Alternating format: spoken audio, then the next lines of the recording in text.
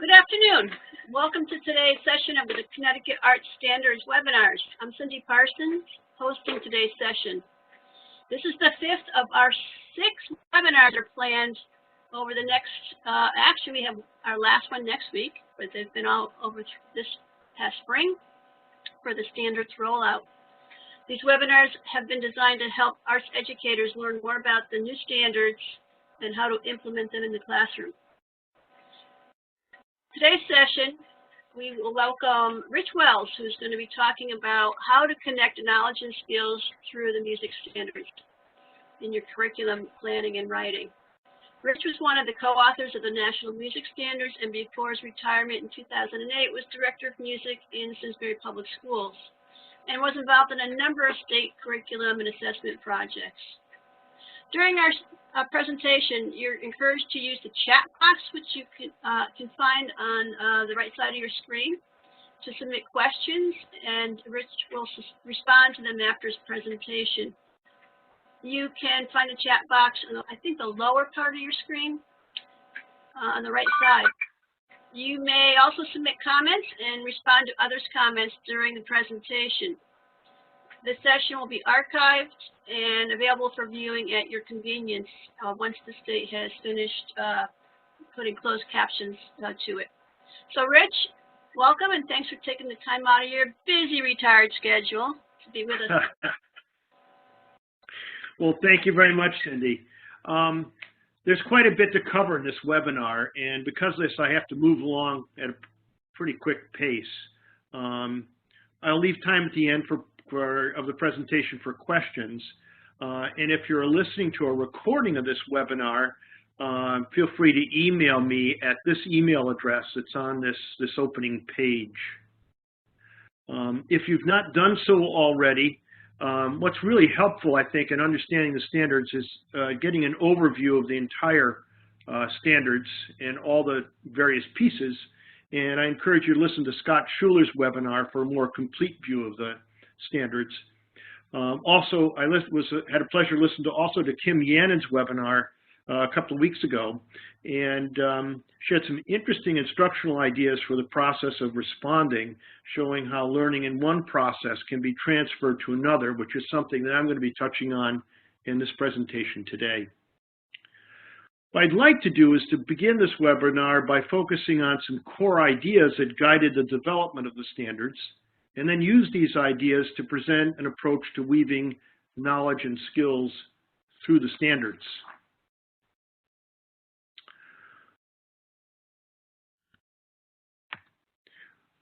One of the overriding core ideas that guided the development of the standards was a desire to have students become independent, artistically literate musicians. We wanted students to be able to independently carry out the artistic processes. These included creating new works, composing, improvising, and arranging. And some of the misconceptions about creating is people think of creating as the creativity process. And creativity, we hope all our students are creative in all the processes, but this is specifically creating new artistic work. Performing needs very little introduction. It's the core of most of our programs in the state, but it's performing an existing work. Responding involves responding to the works and performances of others as an educated and informed audience. This process is sometimes confused with evaluation in the process of creating and performing, where we think of reflecting on our own work.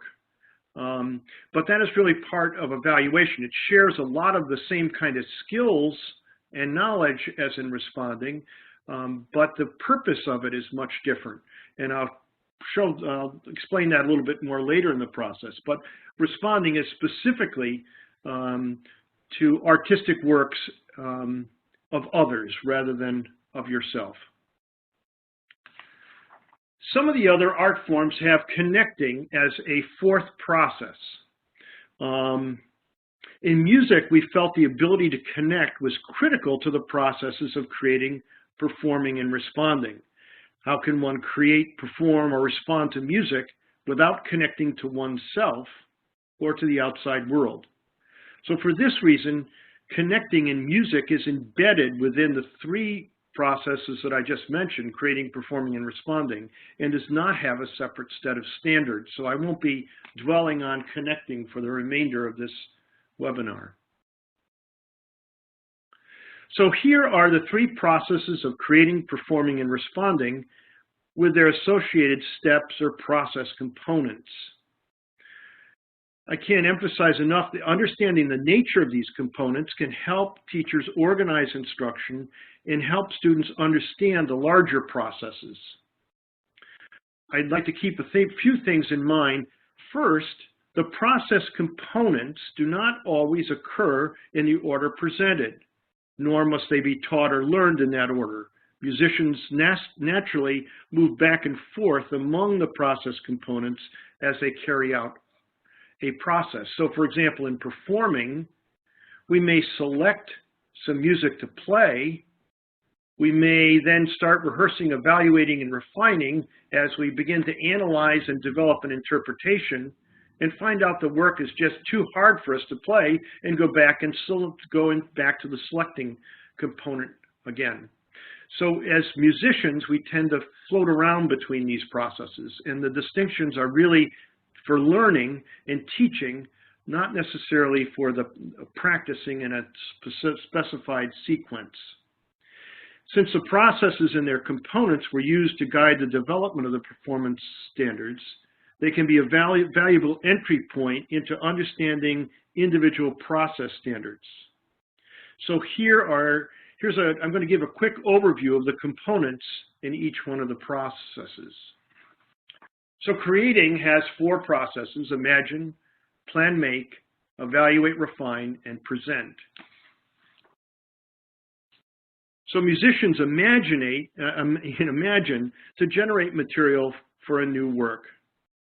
They imagine when they develop the overall concept of the work, such as determining whether a piece will be sad or happy, or be used for a particular event, purpose, or be composed within certain guidelines.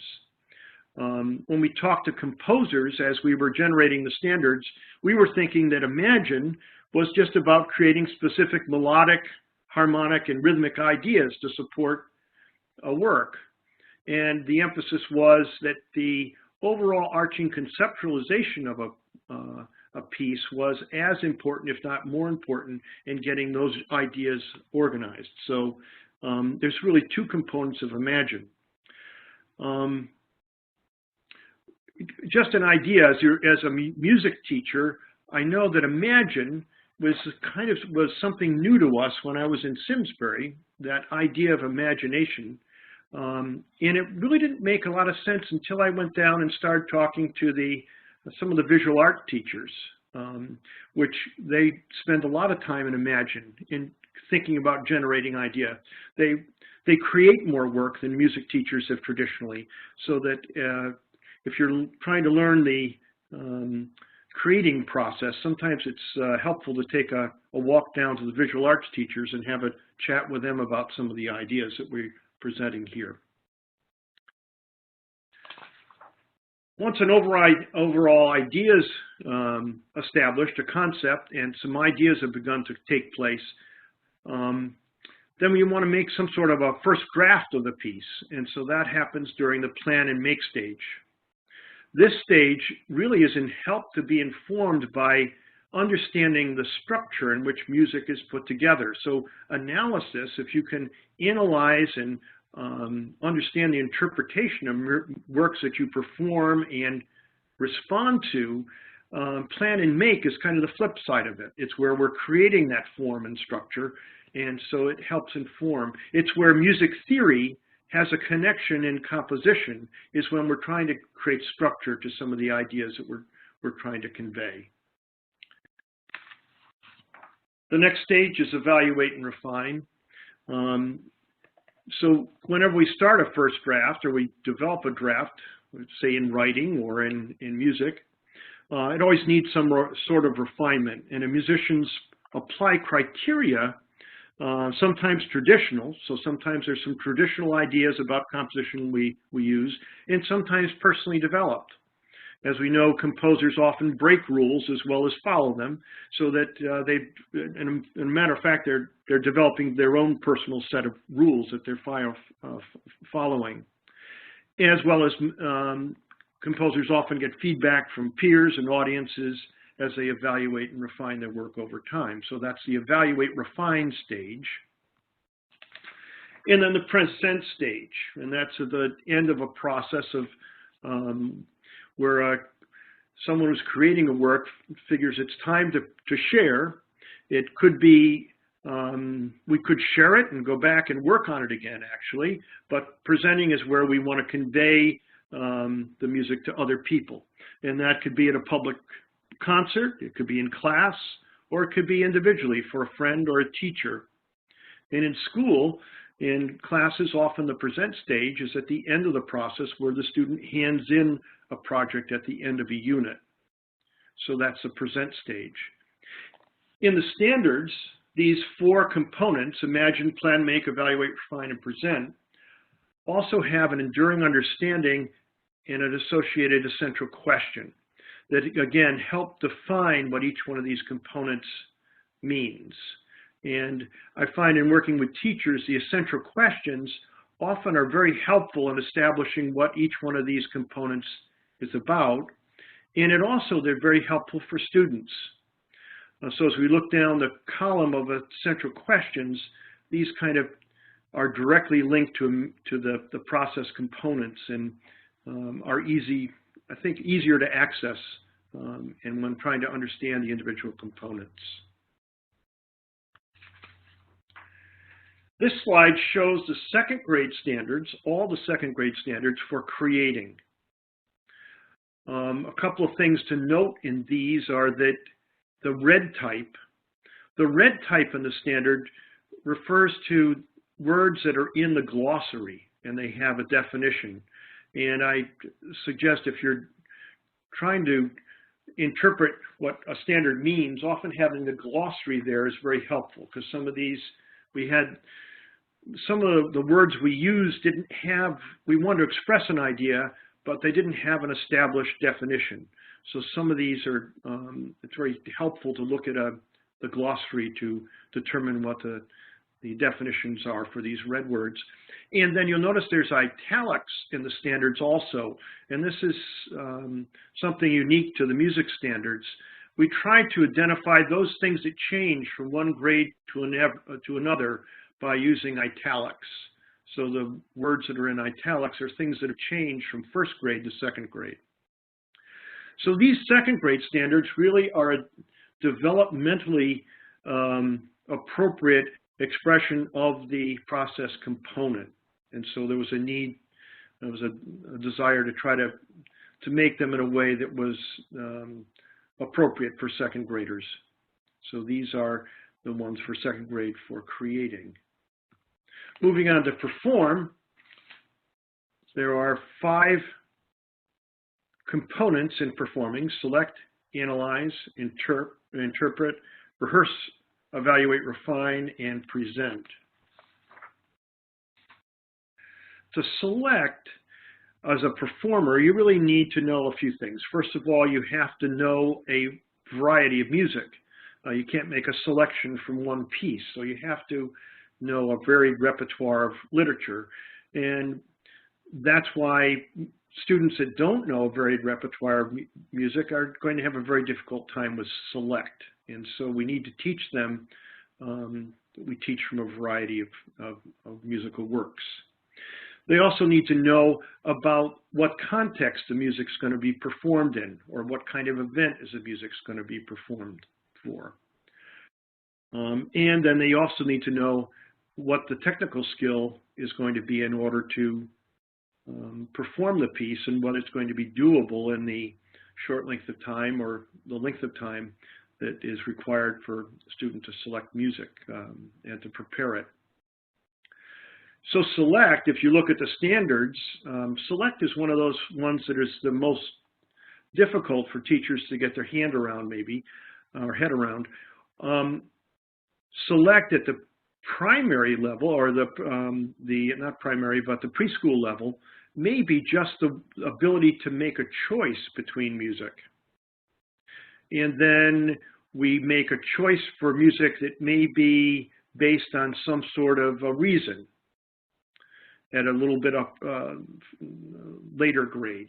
And then as we go farther, we may select music that might be appropriate for, say, our grandmother, or from some sort of event in school.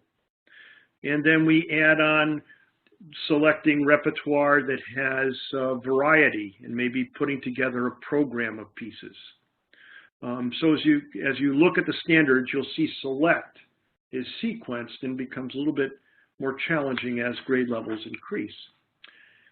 Analyze, when we analyze, it really has three components. One is structure, and that by structure I mean how the elements of music are used, ideas about music theory, and how music is put together. There's also context, which is the historical and cultural context, as well as things like events and purposes. So that's context. And then in analyze also comes notation. So the ability to read music would be in the analyze component. Interpret means to understand the composer's intent and develop a personal interpretation. So interpret, we have to realize what the composer was trying to say in the piece, but then interpret it in our own way. And I remember when I was growing up hearing a group called the Swingle Singers, and I don't know whether people remember them that are listening to this, but they decided that they would do scat singing, and they would scat sing Bach along with a rhythm section. And certainly Bach had not envisioned his music being performed in a jazz style with a rhythm section, but it's a very interesting interpretation and very effective interpretation of the work. So it's very dramatically from the creator's intent, but it was a very good personal interpretation. Rehearse, evaluate, and refine. This is where probably the performers spend the most amount of time, and there's really three components that a musician needs in order to be effective at rehearsing, evaluating, and refining. First of all, they have to know what is the standard of excellence. What's the standard, the criteria that they are going to use to judge their performance.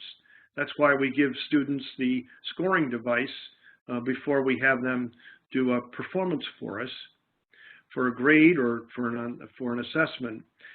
And then the second thing they need to do is, once they know what that criteria is be able to identify how well they're doing compared to that criteria. So given the criteria, how well am I doing?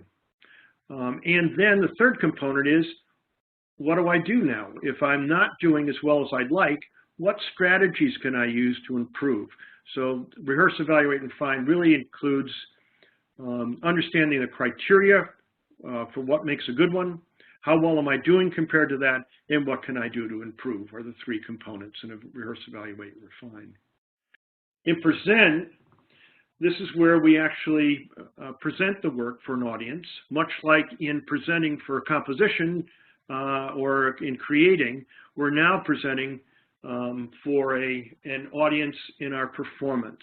And this is where we want to do with technical accuracy and interpretation, but also in a manner appropriate to the audience and context, which is sometimes something we don't think about. And I remember when I was first teaching, I had a bunch of elementary instrumental music students that were preparing their first solo for their parents, and they performed their piece very well, but then they just walked off stage, and I hadn't taught them that they needed to bow at the end of their performance.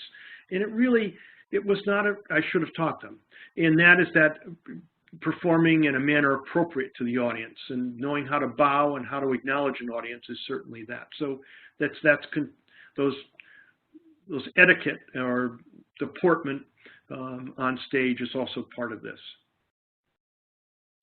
As in creating, There are enduring understandings and essential questions. If you use these in your school district or big ideas, these are certainly a good resource for you to use. And again, the essential questions really help focus what these are. I don't have time to spend to look through these in greater detail, but these are in the document, and it pays to read through these to understand the process of performing. This is the intermediate ensemble standards, and on the intermediate level is really keyed at the 8th grade. If you don't start students till 8th grade, certainly they're not going to be an intermediate by the beginning of 8th grade. They would probably be doing the novice level standards. So these adjust. Although it's anchored in 8th grade, these standards may vary based on your ensemble. But this is for an intermediate level, and this gives the standards for that particular level. And you can see how they're connected directly to the process components. So this is the final process, responding. Select, analyze, interpret, evaluate. And if you can have a good memory, you'll realize that these were very similar to some of the process components that were in performing. And they share a lot of the same knowledge and skills as are needed in order to be a good performer, but the reason for them is a little different. So select. To choose music appropriate for a specific purpose or context requires that you know a variety of literature, and it also means that you must know different purposes and contexts. This is very similar to performing. The only thing that isn't really as important in selecting for music to listen to is the difficulty level of the music. You're not going to have to prepare it for a performance, so difficulty level is not a real defining characteristic in selecting, other than it's exciting to hear music that's very challenging and performed very well, but it's not necessarily a piece that you would, that is as predominant in responding as it is in performing. Analyze is almost the same as analyze in performing. You're analyzing the structure and the context of varied musical works, but this time it's to inform the response rather than the performance. So I can teach a student to analyze the structure of a piece while they're performing it, and then while they're listening to it, all I need to do is to have them make that connection between what they just were performing to what now they're listening to. And we sometimes think that students should be able to do that automatically, but it really requires a transfer of understanding from the performance and understanding structure of the music you're performing to understanding the structure of the music that you're responding to. You often hear it with good teachers saying, remember when we performed this piece? Is this the same as that? And so they're making that connection between performing and responding. So the only difference here is really that it informs the response, not the performance. Interpret means to support interpretations of musical works that reflect the creator's and performer's expressive intent. So it's understanding what the composer or creator, because it could be an improviser or arranger, and performer's expressive intent was. What is this performance trying to do? So what is it what's their expressive intent? So in some ways, I'm uncovering what the performer, I'm trying to put expressive intent as a creator and a performer, and a responder, I'm trying to interpret that and uncover that so I understand what it is.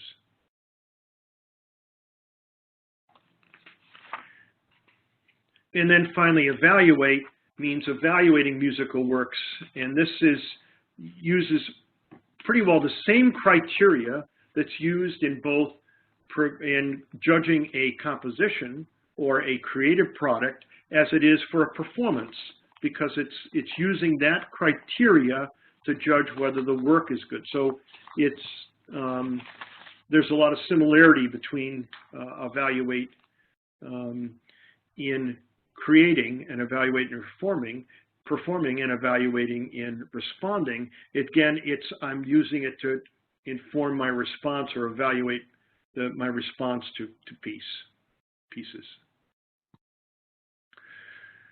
So again, as I look at this, it has enduring understandings and essential questions. And again, if you look at these, they're somewhat similar to the ones that were in performing. And here is the 5th grade standards for responding for general music.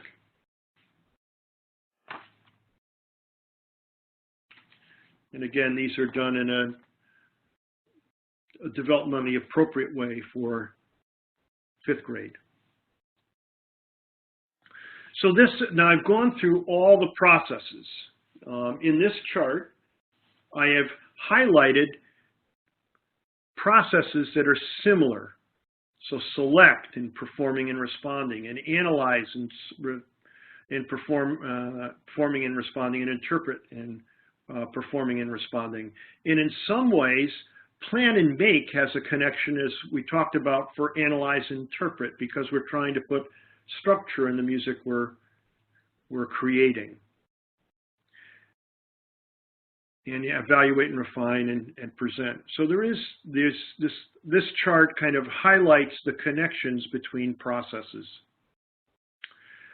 So back when the standards were first released, there was an interest in finding out, well, what are the knowledge and skills that go across processes? If analyze is has the same title and they're very similar between performing and responding, what are the components that go across the processes of knowledge and skills? And we came up with this chart. So knowledge is structure and context, and evaluative criteria, and in skills, performing, creating, listening, reading, and notating, and evaluating. So I'm going to just quickly go over these. Structure is a knowledge of music theory, notation, and elements of music. These are things that are found in most curriculum documents, and so if you have these in a current curriculum document, these certainly can be applied to the new standards. Context deals with history and culture, and again, this area of purpose and venue, which may be new than to some curriculum documents, but that's knowledge of context. And then knowledge of evaluative criteria. What criteria is used to evaluate music and performances? And so that's the third one. Then we come to the skill areas, and there's a big skill area in performing, and this includes performing with quality. It's that performing with meeting that criteria that we want and a good performance. There's the ability to refine work, the skills of being able to refine work, and the skills to use effective presentational skills. And so those are the 3 areas in performing, skill areas. In creating, there's that demonstrating imagination, demonstrating craftsmanship, how we organize ideas, and then our ability to express intent. And so these are 3 things that show up in the standards that are strands under creating. Then there's the whole ability to listen and be able to read music and notate it. And so those are oral and notational skills and abilities in those areas. And this is a big one in music. And I would say in all the art forms, we're probably the strongest. This is of strongest emphasis because we have such a need to be able to have these notational and oral skills in music. And then there's applying evaluative skills. So it's being able to apply the evaluation criteria that we have knowledge of. And so that's evaluating. So now I've gone over skills and I've gone over artistic processes. So along the top are the artistic processes that we presented earlier in this webinar, and then down the left side are the knowledge and skills that are required for carrying out these processes. What I'd like to do now is do some unpacking of some standards and see how we might apply a chart like this to the standards. So here is 5th grade creating in the component Imagine. So I've just taken the process of creating and I'm looking at one component, that of Imagine. And in 5th grade, it's to generate music ideas such as rhythms, melodies, and accompaniment patterns within specific related tonalities and meters and simple chord changes. So this standard has a lot to do with structure, knowledge of structure. You need to know musical ideas such as rhythms, melodies, accompaniments, patterns, tonalities, meters, and chord changes. And it also involves creating skills because you have to have imagination and craftsmanship in order to generate musical ideas. So if I apply this to the chart, I have put an X in the box for Imagine, for structure, and for creating. So I'm addressing the one knowledge area and one skill area in that particular standard. So now we'll look at 2nd grade performing, analyze. Demonstrate knowledge of music concepts such as tonality and meter in music from a variety of cultures selected for performance. So when we analyze, we need to know structure, knowledge of structure, and we need to know knowledge of context. So if I put these on the chart, in performing, analyze, we would have structure and context in the boxes. So let's do another one. This is ensemble proficient. So this would be at the freshman, anchored at the freshman high school level with 1 year of instruction in an ensemble. And this is responding, evaluate. Evaluate works and performances based on personally or collaboratively developed criteria, including analysis of the structure and context. So in order to accomplish this, I would have to have knowledge of the structure, context, evaluative criteria, because it's based on personally or collaboratively developed criteria, and then I actually have to present these using the skill of evaluating. So there's really 4 areas in this standard. So if I looked at that, it would be evaluation in responding covers structure, context, evaluative criteria, and evaluating.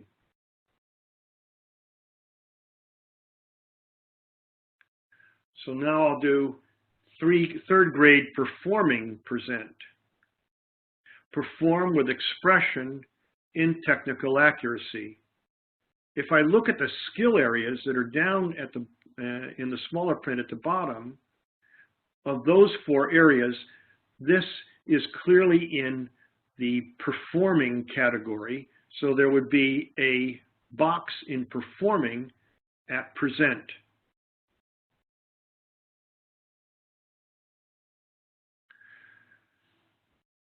So, and here's one more. Applied teacher provided criteria for selecting music to perform for a specific purpose and or context, and explain why it was chosen.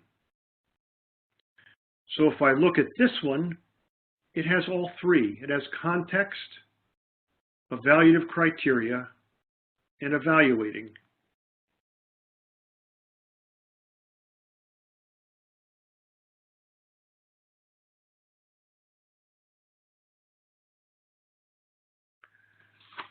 So again, if I choose to, I can choose in analysis, I can teach for depth in responding, and then teach for transfer to performing.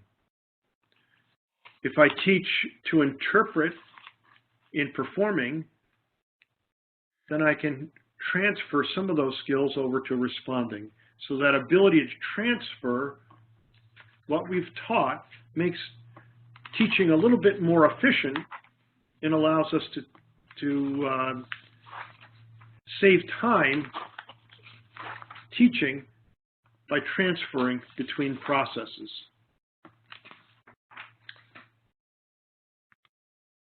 So this is teach knowledge and skills in depth in one process component and then transfer them to another. So let's see how this might work as we look at actual standards. So here is analysis in performing and responding. This is for ensembles at the advanced level.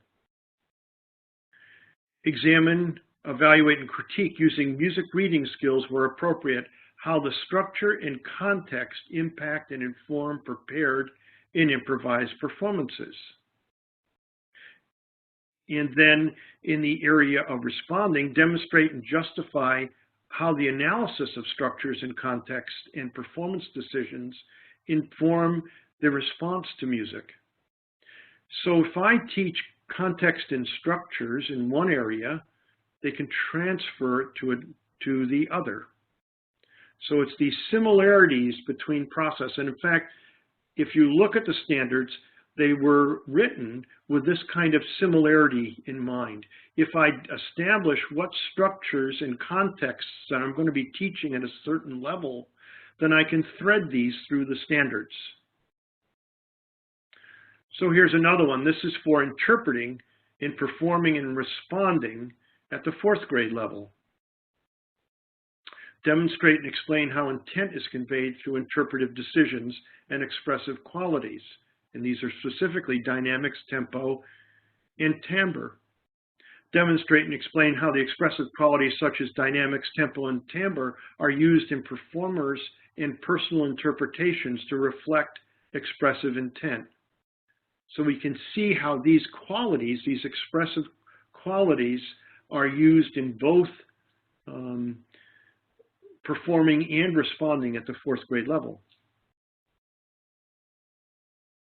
So here is, if I did this out at an entire grade level, went through the standards, and put a box, put an X in the box for each area that it touched on. So if I looked at structure, for example, and say I was teaching rondo form, I could have students use that in responding so they could listen to a rondo form. I could have them perform a piece that's a rondo and have them create a piece that's a rondo.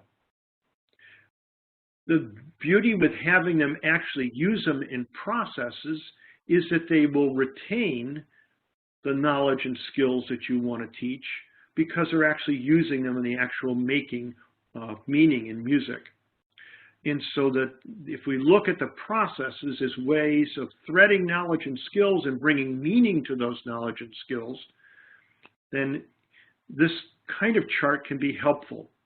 So it would mean that for structure, context, for all the things that are on the left, the knowledge and skills that are on the left, I would, for each individual grade level, have a sequence that goes through the grades of how these particular, what's covered at each grade level, and then I'd thread them through the processes. And so you wonder, how am I going to cover all the standards? Well, if you thread the knowledge and skills through them, you're just using some standards to reinforce what students have learned, and you use some components to actually teach in depth. And it can make teaching a little bit more efficient.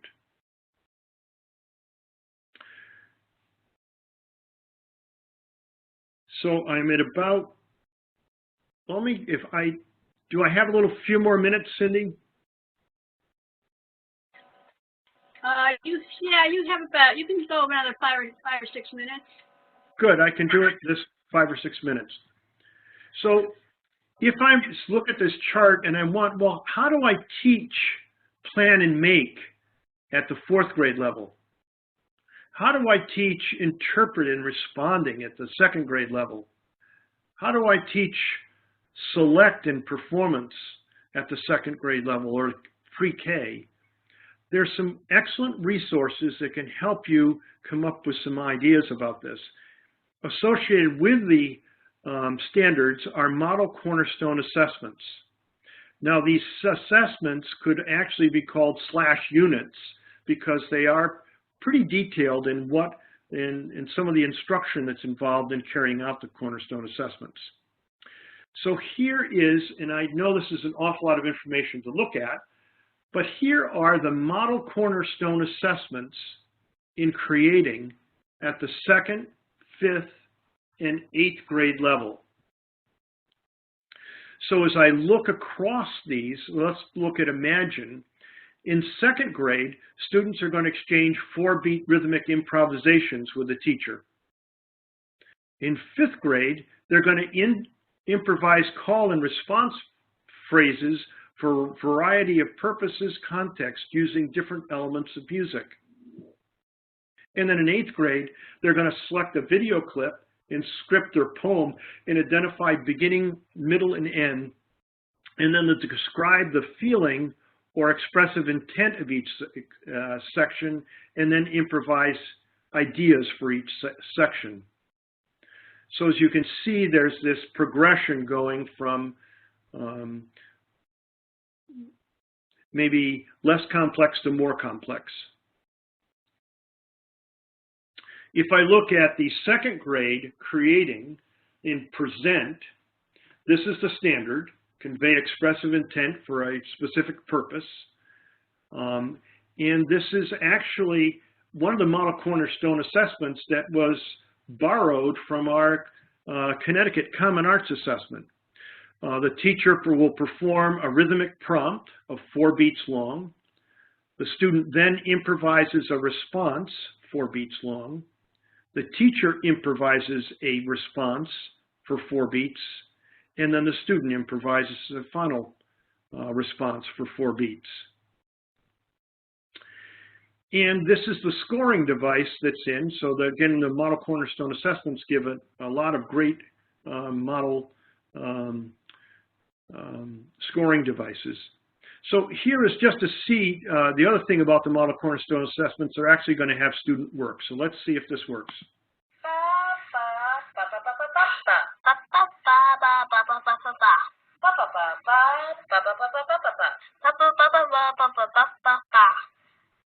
So that student was, the teacher was, the first one was a prompt that they gave the student, and then the student improvised based on that prompt, and then the teacher improvised, and then the student did. And so this is the scoring device, and it's whether they maintained a steady beat, which the student pretty well did. Was it different from the teacher's prompt? And yes, it was. Was it unique? Yes, both of the responses were unique in rhythmic complexity and expressive quality. Interesting thing with this 2nd grade assessment, if you don't sing the prompt expressively, the students are not successful at this assignment. So the idea of expression with improvisation is extremely important for the success of this particular assessment. So this gives just an example of one component and what the assessment is in the model cornerstone assessments. But you could see you can develop kind of a unit of instruction around this also. So here's ensemble performing, and this is at the proficient, accomplished, and advanced level. This is for ensembles, and this shows, again, a progression going from one level to another. So some of the things that change here are the difficulty of the music. In proficient, the proficient level is grade 3 music, accomplished is grade 4, and advanced is grade 5 and 6. And this is similar to the those music folks will identify this the same as the NISMA manual and grading on that. So here is a written response of a student to prompts that get at the analysis, interpretation, rehearsal plan, and evaluate and refine all on one sheet. What I love about this assessment is that it is pretty efficient with, if you're thinking, you have to score this, you're really scoring 4 different areas in a very short length of time relatively when you think about how many standards this is covering. And then there are scoring devices that go along with this. So again, this is available on the NAFME website. If you go on that, you can pick up these tasks, and also there's also additional ones on measuresuccess.org, which is at EastCon in Connecticut. So this is responding, and again, there's tasks here. There's a sequence of tasks that gives some instructional ideas for each of these, as well as assessment tasks. And here is the scoring device for how they're scored, and then an example of student work. So you actually can see these, what it looks like at a certain level, what the standard looks like. The idea with the standards were that you can explain what students are going to do, but it makes them much more effective if you actually can show what students can do at a certain grade level.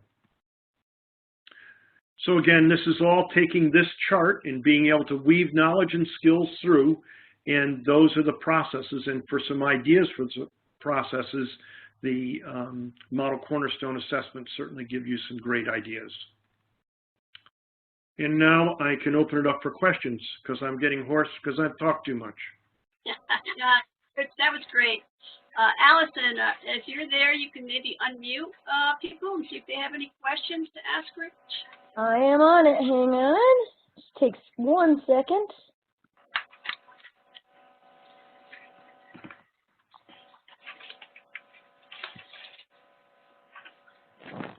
Great assessments there. And everybody should be unmuted. All right. So those of you that attended, thanks for watching Rich's presentation. I'm sure you have some questions or feedback. Feel free to just ask them. Anybody? I see there's like 9 people on, so. No questions?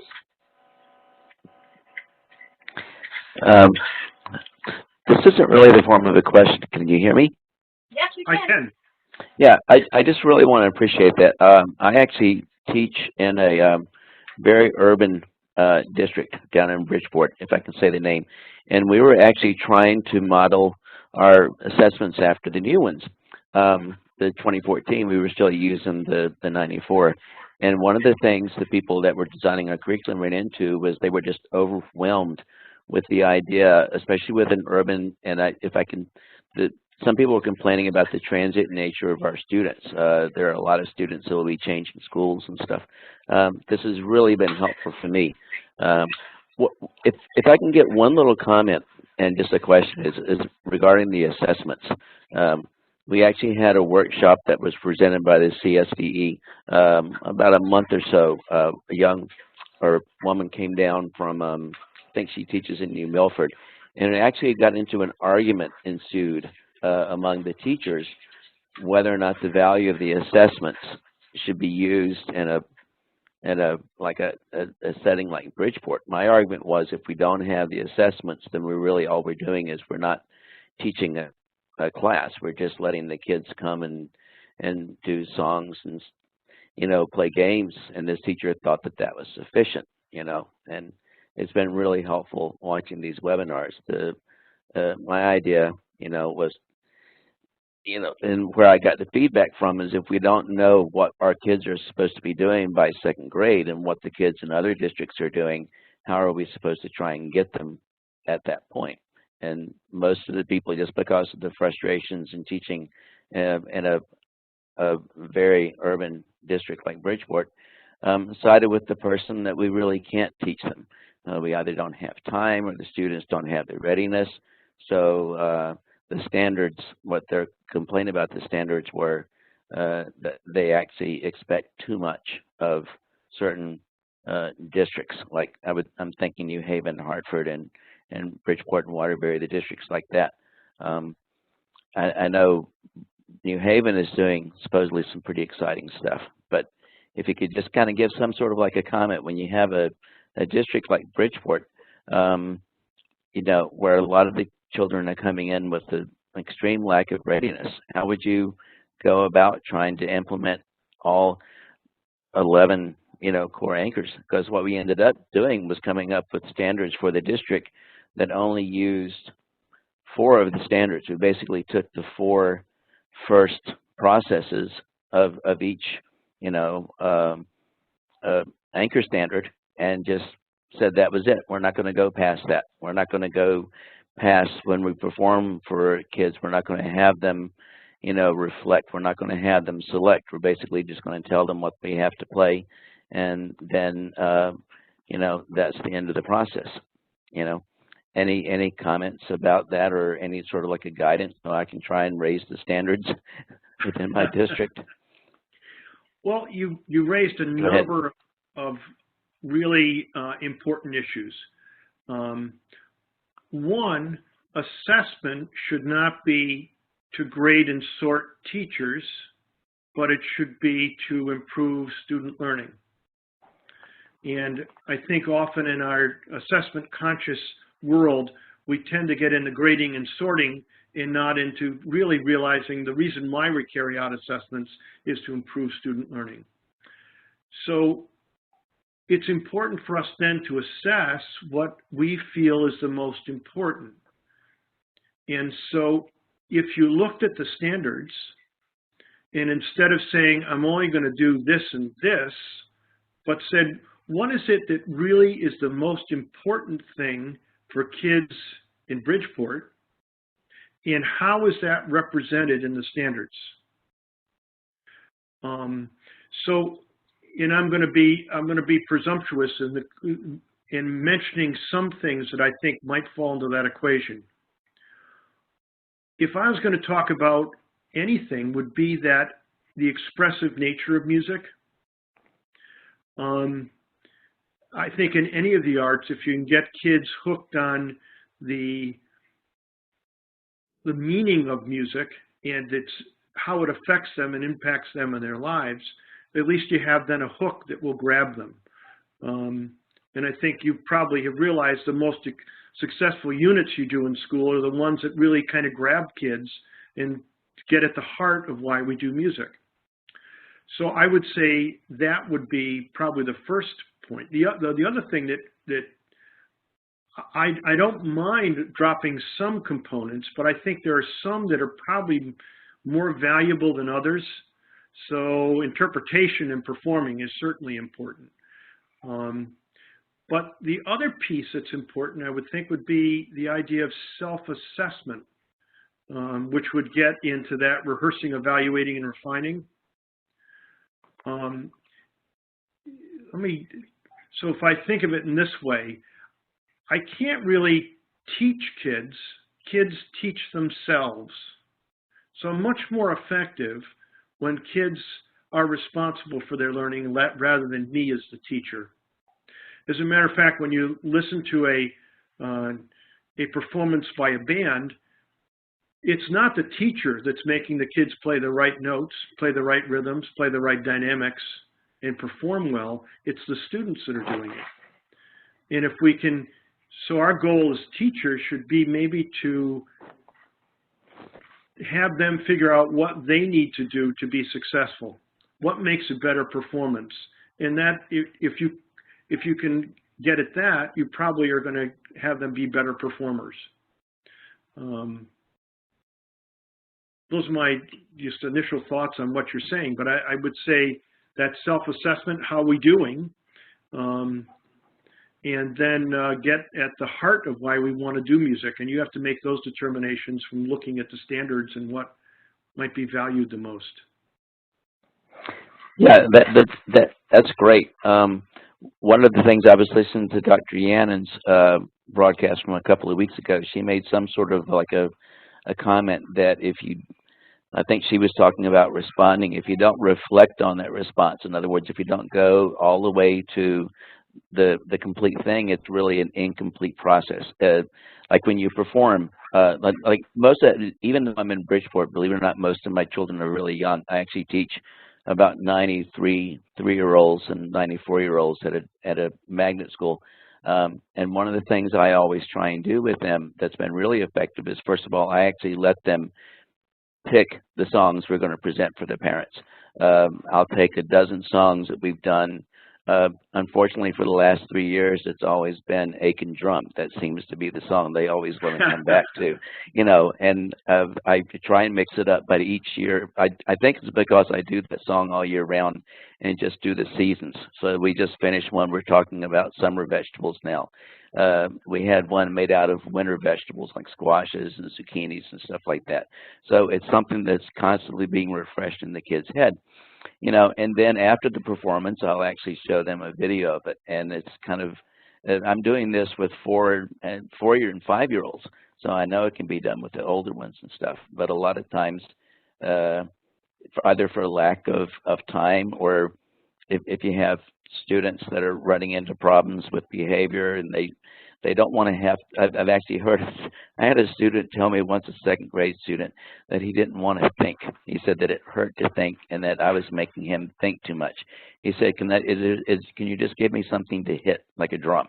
That's basically as far as he wanted to go in the process, you know. And so a lot of kids, like students like that, I will never make it past the second grade class doing, you know, basically echoes or some form of a call and response, right? The call is the same and then the response is different. But as soon as I start mixing it up and doing different calls, like you say, you know, they get confused, you know. So I can spend like 6 weeks, I'm presenting the same call to them, which could be like something like, I would like a pepperoni pizza, and then they would come up and say something, I would like a macaroni pie. I would like a pepperoni pizza, I would like a Big Mac, and things like that. But it's really hard to get the final assessments or the final stages of reflecting, you know. But I really appreciate everything that the group has done. I think I've attended, well, at least music specific, I've attended all 3 of the webinars, Scott Schuler's, Kim Yannen's, and then this one. So if you look at the pre-K standards, are they, I would assume they're pretty doable for you. Oh, easily. I actually have, because I see, I'm really kind of, I shouldn't complain about being in Bridgeport, except it's a hard district to work in, but I'm really blessed that I teach at a school where I have a separate class of 3-year-olds, a separate class of 4-year-olds, and a separate class of kindergartens. The 3-year-olds I actually see twice a week for 35 minutes. The 4-year-olds twice a week for 35 minutes. The kinders I only see once a week, just because that's when they start actually having a separate library time. So each class gets 3 specials a week, you know, and then I only see them once. But it's, I mean, what I'm able to get done, you know, with especially the 4-year-olds. I mean, the 3-year-olds, I'm, like I say, basically they're just stuck on Aiken Drum and the you know, the Mother Goody Bird song, you know. But the 4-year-olds, I mean, for the concert coming up, I have them doing oats, peas, beans, and barley grows.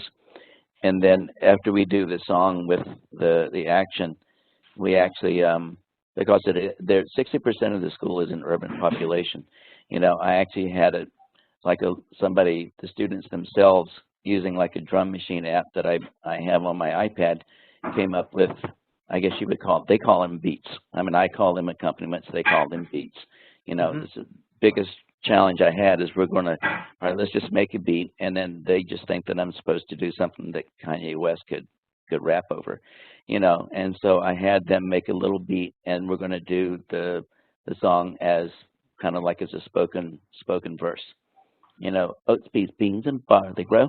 You know, so it's kind of a rap, and that's been really successful with me. Once I have very good kids, I have awesome teachers at the school, and I get to see them twice a week, which I think is a huge difference for that age group.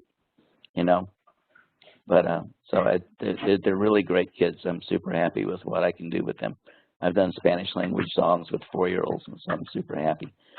But it's when I started doing the standards and I started looking at all these things, and even though with pre-K, the biggest thing is they always say with substantial guidance, you know, when that's the real key, you know, with pre-K. Once they get to first grade, the students are supposed to make more of those decisions themselves, you know. But it's great, you know. Really, I've actually signed up for the workshop coming up like the end of June over at Central, you know. Great. Just so I could see. I've actually taken classes of Dr. Yannon, so not to be creepy, but I consider myself a fan. I think she's brilliant, you know, and anytime that she gives anything, I'm, you know, trying to absorb that knowledge. So, but anyway, but thanks for your comments. It was great. Great, thanks. Great response, great dialogue, Rich. That was really good information for everybody. I don't know if there's any other people out there that have any questions. It's a little after 5, but you know, the next minute or two, if anybody has anything they want to ask.